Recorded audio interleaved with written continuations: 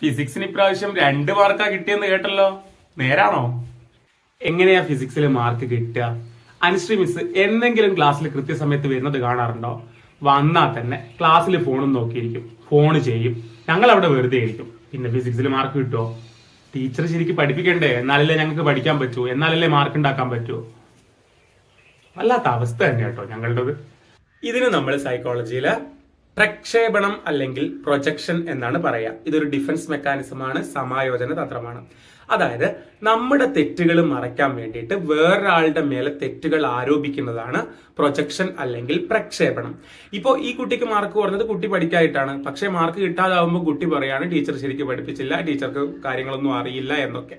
അപ്പം എനിക്ക് ഫിസിക്സിൽ 2 മാർക്ക് ആയതിന് എനിക്ക് നിരാശ വരുമല്ലോ.